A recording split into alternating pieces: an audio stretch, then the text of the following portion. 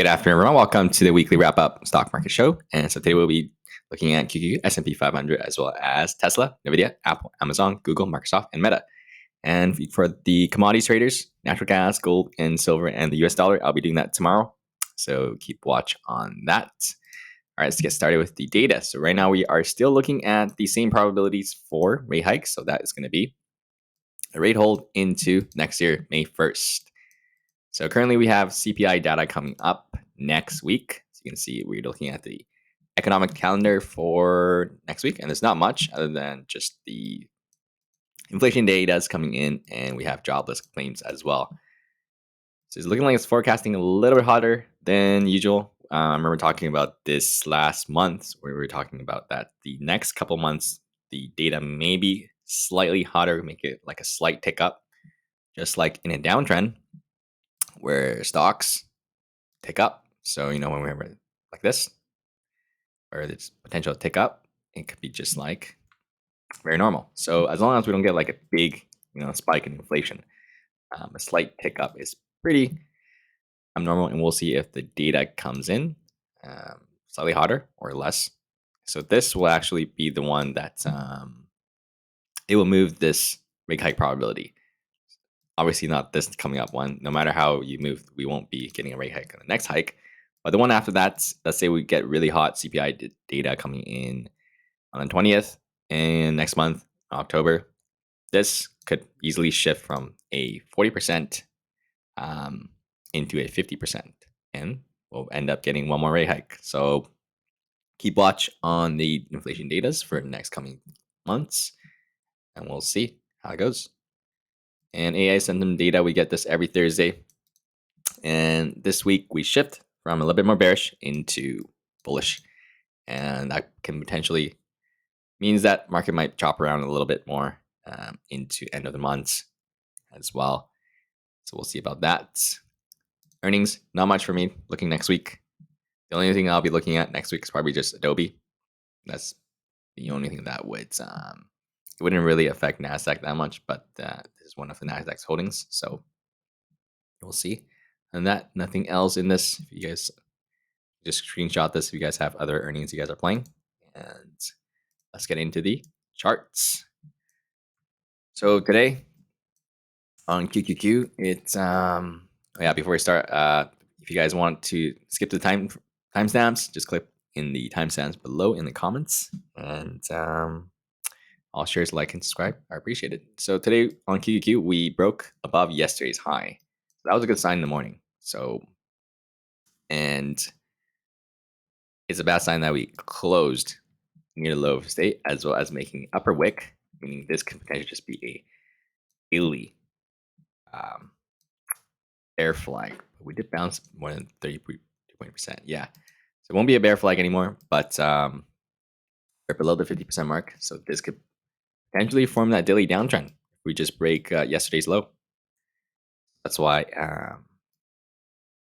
upper wick wasn't so great for us, because when we zoom in the morning, when we broke above yesterday's high, right here, this 372.75, you guys remember I talked about that this level was really key, because that was the level where we confirmed our very first daily uptrend as well. That's the Jackson Holes, the day prior to Jackson Holes fear high.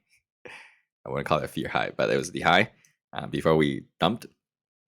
And you can see that we got over that high right here last Tuesday. So that confirmed a daily uptrend right there. So that level was very key, because it acts as resistance, and it was the day that we confirmed daily uptrend.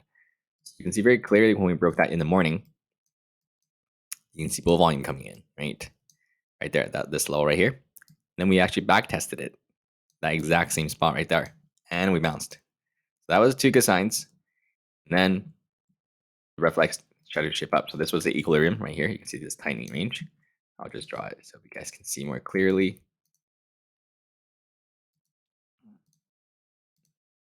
So we had a clear tightening range in the morning as well. You can see bounce, bounce, bounce, bounce, rejection, rejection, rejection here. So that was the range. And after that, no red flags here. while we were trading in this range because we bounced off support here and it looked good and we could form a higher low and you hit higher for that 15-minute trend range. When this started to break down over here, then it started to chip out red flag for me and then rejected again. Same line. And then we did bounce at the end of the day. So this is just after hours. So this count we closed pretty much here. So we'll see back into this low of this range. So now the bears still has room to confirm its daily hourly downtrend because of this initial drop. Now it has enough room where it can confirm an hourly downtrend. If it does that here, if we confirm an hourly downtrend at this spot, probability of us confirming a daily downtrend increases by a lot. So I'm going to delete those lines, easy to see. So if bears end up confirming hourly downtrend Monday, and say we pull back, then the probability of us breaking this Tuesday's high, which is, Tuesday's low, 369.15, increases. So I'll be watching for the hourly downtrend, and that confirms. Then we might come down to here, test this. If we bounce like a double bottom, bulls try to play defense and save it, then good for them. But we don't know if they're going to do that or not. We don't want to be guessing. But we have to watch that hourly downtrend first. Because if we do break that at this level, then it becomes a daily downtrend confirmed. Then that would shape up that equilibrium scenario where I've been talking to you guys about the past couple of weeks, where we may just tighten up, big move down, big move up, big move down, and tighten up into the end of the year. So that would be will increase probably a lot if we do shape down this daily downtrend that happens. And we're very likely coming down to test these levels. This 367 to 364 zone if that daily downtrend confirms. It also coincides with this uptrending marine line support. Bounce, pull bounces down here as well.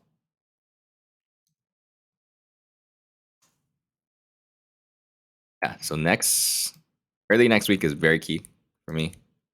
But we have CPI data coming up on Wednesday, so that's going to be a bit tricky to play. Say we it'll be. Say we confirm a daily downtrend into Wednesday, and then CPI. And CPI dictate the moves after that, so we'll see. Yeah, that could happen. There's bring it down, lay it down, trying to confirm into the data, and then after the data, because market doesn't like uncertainty, especially when it could be uncertain in the upside.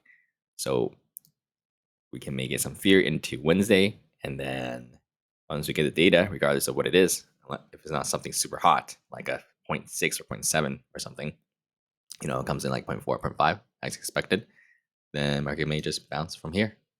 So we'll see about that. All right, and let's take a look. So I added a play on Disney. It's not in any shape or form any uptrend at all. So I wouldn't recommend it, but I added an initial position because of a falling wedge. Let's take a look here. Where was my falling wedge? Something like this. And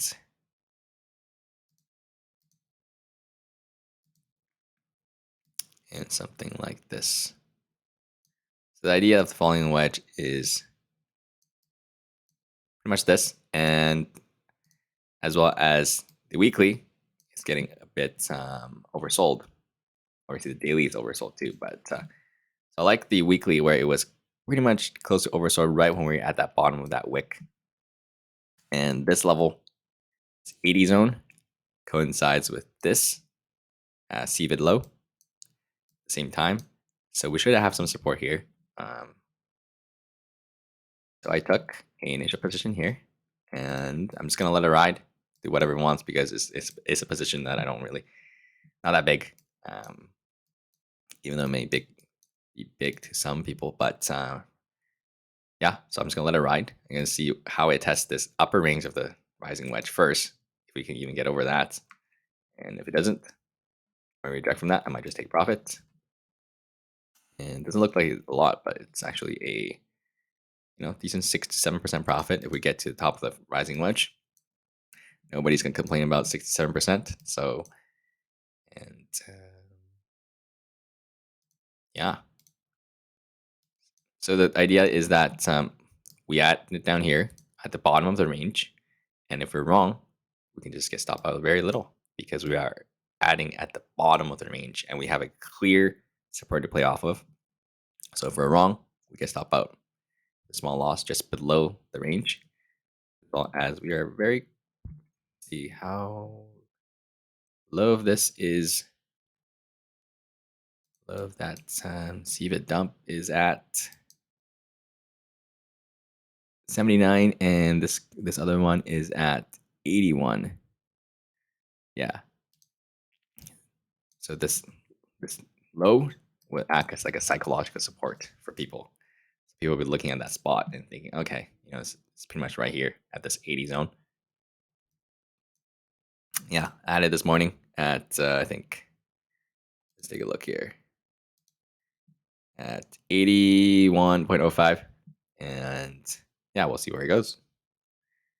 Oh yeah, if you guys want to join the Discord, the link is in my YouTube about page or something like that. But it's free. You guys can just join if you guys want. Come chat, hang out, whatever you guys want. And yeah. So yeah, so I ended around the level, and we'll see if it continues bouncing. So it was relative strength as well. That's what I like it, because QQQ today was pretty much flat. So, and from this time, let's see, 9 in the morning. So from here all the way to here, QQQ dumped to red, pretty much low of his day, while Disney was pretty much going sideways. So that's also relative strength. That's what I like. And we pretty much bounced at the end of the day as well. So it's looking decent. Obviously, you guys know where I always talk about trend changes. I want to see trends in our favor. But we don't have any of that. We don't have the daily trend is not in our favor. Weekly trend is not in our favor. Monthly is not in our favor. So every trend is working against us. That's why we want to play right at a level where if we're wrong, we just get stopped out for a small amount of loss. Let's say you were looking at Disney and you're like, oh, it's so oversold here now, and then you decide to get in around this middle range. You don't really have a clear level of support. I mean, you do. You had one over here.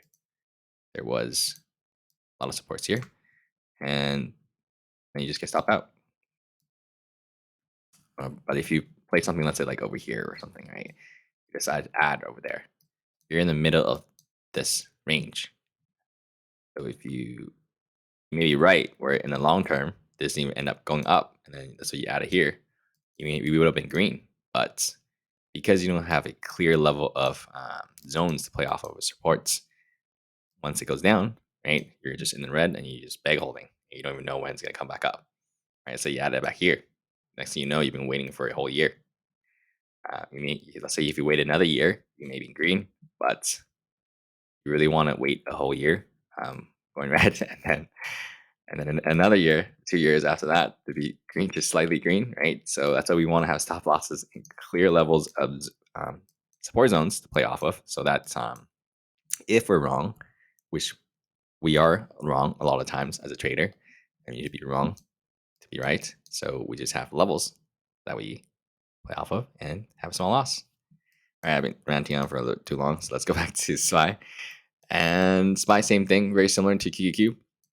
Are we going to form that daily downtrend or not? Because you guys know how I talk about the big enough moves. So that was a big enough drop for me that this could potentially shape up a daily downtrend. And we got another clue today from it, this upper wick. When we broke above yesterday's high, bulls should have taken it higher, but they didn't. So now this wick increases the probability of us confirming a daily downtrend now. So this Thursday's low is very, very key for me, just like you use Thursday's low, that 442 zone. And the hourly uptrend is still intact for SPY bulls. So still good as long as the hourly uptrend is still intact. But if we shape up an hourly downtrend right here, just breaking this candle of the day low, that would be 444.52. If that breaks, then that's an hourly downtrend. Then the probability of us breaking the Thursday's low increases. Now increase the probability of the daily downtrend confirming. And if the daily downtrend confirms, we will be looking probably back down to, let's take a look at this trend line, see if there's anything we can look at. Okay, this one's actually really clear. Bounce off of here twice. Bounce off of here another time, 4, 3, and 4. Right here a little bit, 5 times. Yeah, we can use this one as a trend line. If we do come from that daily downtrend, we'll likely come back down to this zone to test.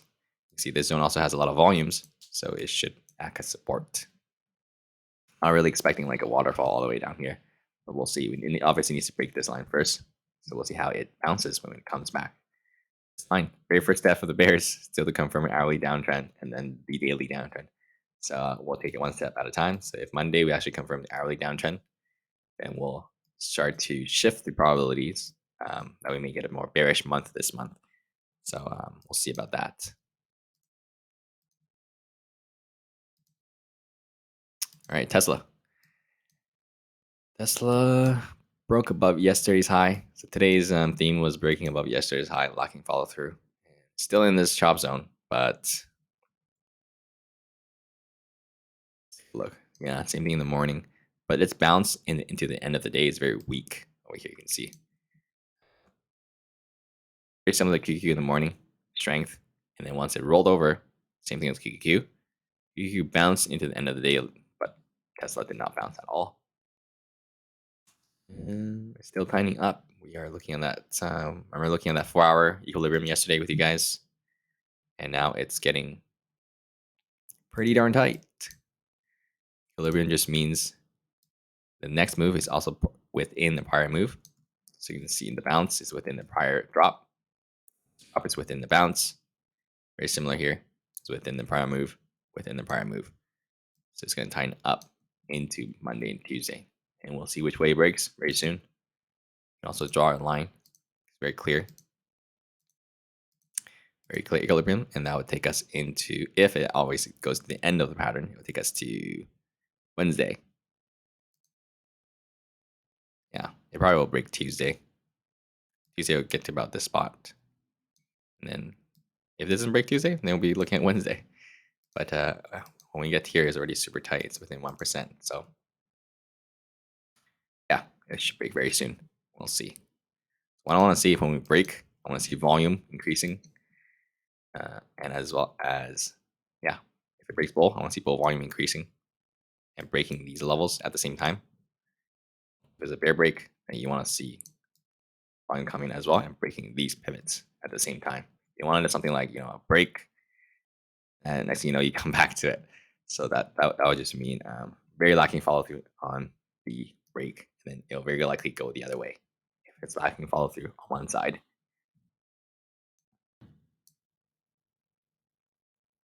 All right, let's take a look at Nvidia. So Nvidia, did we fill the gap? Looks like we did. Let's see, 466.06 high and 465.8 low.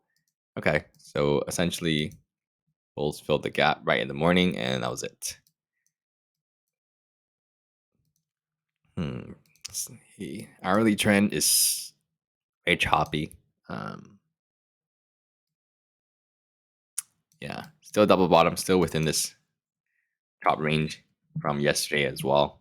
So not much going on today other than filling the gap, and that's it. So we're still looking at that call it this pivot low. Also this pivot low as well at the same time. So bulls definitely don't want us to break below Thursday's low, because if that happens, it's also a daily downtrend confirm. So if a daily downtrend confirms here, we're very likely going to test this 450 and probably break it if a daily downtrend confirmed there. So we'll see if bulls can play defense above 450, which is also this pivot at the same time. This pivot was the daily uptrend pivot.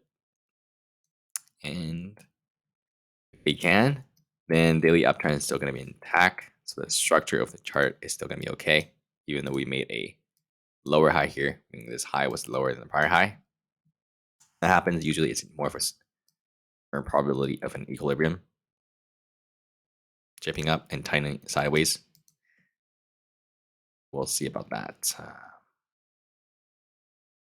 It's Nvidia. You may get something like this too as well. Ends up sideways, bounce, goes into closer to end of October, bounce off of this mirror looking trend line, goes back up higher. Yeah, you can see it's been bouncing off that mirror looking trend line for a bit this entire year. That may be Nvidia just taking a rest after such an insane move and might just go back to that trend line.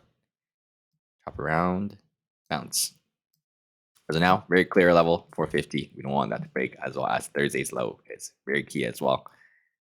451.52. If that breaks, confirms a daily downtrend. You don't want that as a bull, but if you're bear, you definitely do want to see that confirm.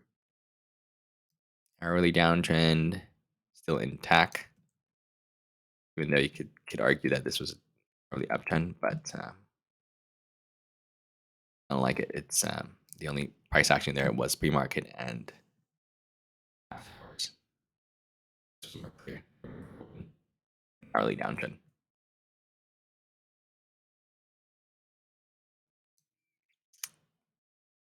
All right.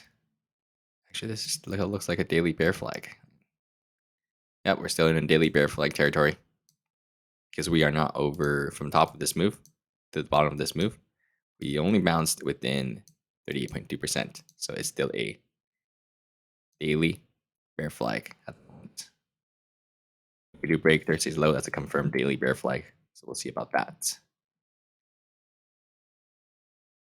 All right, let's take a look at Apple. Apple didn't manage to fill its gap at all. Wasn't even that close. It was at 181.49. Its news and its China news for the last 2 days has just been dumping pretty darn hard. 8% dump on a $3 trillion stock. That is roughly $240 billion wiped out. And weak bounce today, but hourly uptrend is still intact from the low of the bounce. You can see this move. Hourly uptrend intact. And let's see if it can stay above this pivot, which is this around this 177 support zone. If it can and breaks above today's high, then hourly uptrend continues. Then we may actually have hope to fill that gap. But as of now, it's kind of a significant drop. End of the day, let's take a look here. Yeah, it couldn't get over this level. This 180 zone. 80 was prior resistance. Yeah. This resistance.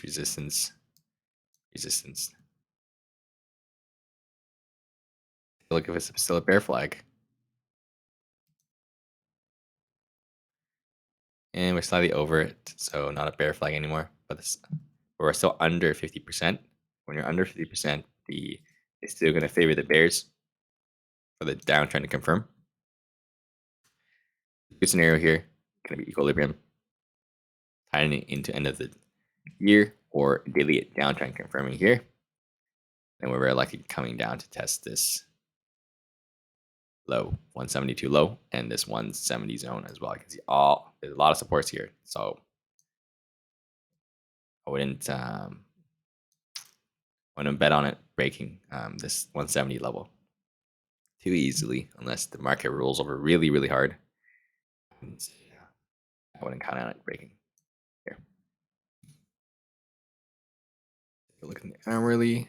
Yeah, hourly uptrend intact. So we'll see If our lead uptrend just keeps continue to be intact, then it'll just slowly grind back up. So as of now, we'll see if that continues to happen into next week. Yeah, but a lot of big tech stocks are now shaping up enough room for daily downtrends. So we have to be cautious of that to see if they actually form these daily downtrends or not. Yeah, Apple, Nvidia both have that look. Let's take a look at Amazon. Amazon is the lead bull, and we were talking about this yesterday. Money rotating around the market, and if that still happens, that's what bulls want to see. We don't want to see all major sectors being red, and we still need to break this Friday's high for a daily uptrend to confirm. Amazon's been the last one to confirm it, so we'll see if it can do that or not. It's been relatively outperforming for the last 2 days, and we are just shy of it. Let's see, 1.22% away. So if we get a slight green day on Monday, we're probably going to break that level. And if it breaks that level, I guess some follow through. We'll test this high. Into the hourly uptrend still intact. And we'll follow the guide for it to head higher. No red flags on Amazon. All right, let's take a look at Google. Google looks good as well, outperforming the last 2 days. Similar, its daily uptrend is also intact, and we will be. And it bounced off of its 12 EMA for the daily bounce after its consolidation started. Very healthy bounce. I talked about this yesterday, where it bounced off of where it's supposed to bounce exactly at this 133. This resistance zone, this resistance zone, it's going to act as strong support when we bounce off of that. So we came down to it perfectly into the top of the last range, acting as support. And now we have bounced off of that. So we're just looking to see if the daily uptrend will continue. We just have to break this high. Even if we come up and reject, no big deal. Everything's still intact. Looks good. As well as the hourly trend intact as well. All right, let's take a look at Microsoft. Microsoft outperforming today as well. So came out to test this 335. And it does make sense that we had an upper wick because QQ pulled back all day. So we zoom into 15 minutes, take a look at what happened. And you can see when we pulled back from here to here, QQQ pretty much pulled back all the way to down here. And while Microsoft is holding top of his range, so that's it means that on Monday or Tuesday, Microsoft might retest this 335, given that if QQQ doesn't just roll over, but QQQ is flat like today or slightly green, then Microsoft has a good shot that will come up to this 335. And if Microsoft breaks that, it's going to drag QQQ up. So if QQQ was just flattish, then we might get QQQ going green after it breaks out. So we'll see about that. We have 3 lead bulls: Amazon, Google, and Microsoft.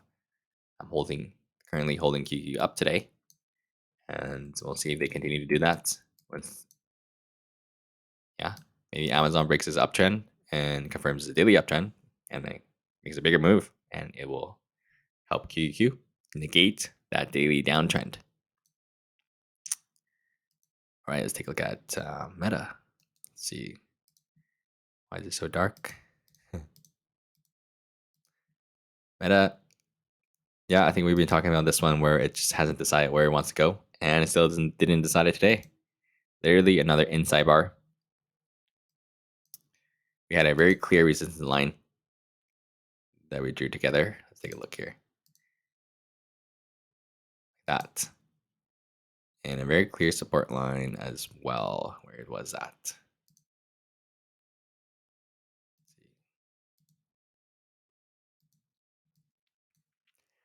Yeah, this is the weird looking megaphone that we've been looking at, and it's still inside it.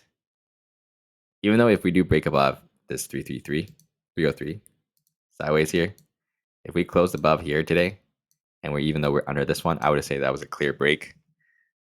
But at the moment, it's still just chopping around. It's just mega phoning up.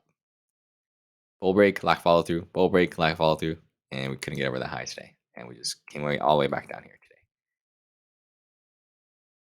today. That was a 2.6% drop. And a 2.2% move. That's 4% day, over 4, almost 5, in just both directions together. That's a lot of volatility for Meta, and while QQQ was being flat. So, yeah, interesting. I wonder if it's that seller. Let's take a look.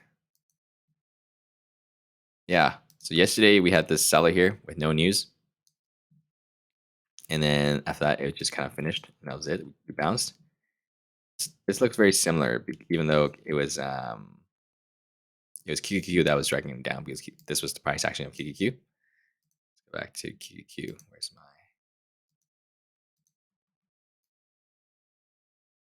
15 minutes?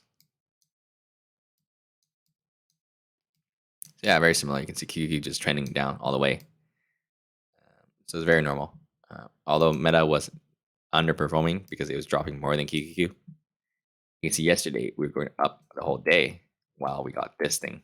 So that was the anomaly. I don't think it's that same seller that's here. Maybe he has some leftover shares, just getting rid of it slightly, so it's a little bit weaker in QQQ. But it wasn't like this, where QQQ was going up the whole day. This thing just went like a waterfall, right? Yeah, still within this clear resistance and support zone. As long as it doesn't break out of it, where it's going to be trading. So, and we are back under 2.96. This 300 and 301 zone just cannot break. Bears are just playing some hardcore defense here, and Bulls are also playing some hardcore defense on this as well. Because that 300 zone is very clear resistance. You can see right here. Try to here for 4 days as well. Try to here for another whole week as well here. So this is a lot of volumes in this zone for sure. A lot of bulls and a lot of bears battling this area. And so I'll need to wait till Monday or Tuesday. Probably gonna wait. Yeah, Monday. Probably gonna take till Wednesday to break. Who knows, right? Because I think it just chop around forever. But we'll see. We'll know when it breaks. We will definitely know when it breaks. We can even play off of it. So if it breaks, you can play bull side or the bear side, just depending on which side it breaks. All right, that's all I got for you guys on the stock markets. And feel free to subscribe, like, or share if you guys made it this far or learn anything. And I will be doing the commodities update video tomorrow morning. And I will see you guys tomorrow. And after that, I'll see you guys on Monday. Have a great rest of you guys this weekend. And if you guys like to support the channel, there is a Patreon link in the descriptions as well as the YouTube membership. And have a great rest of you guys this day.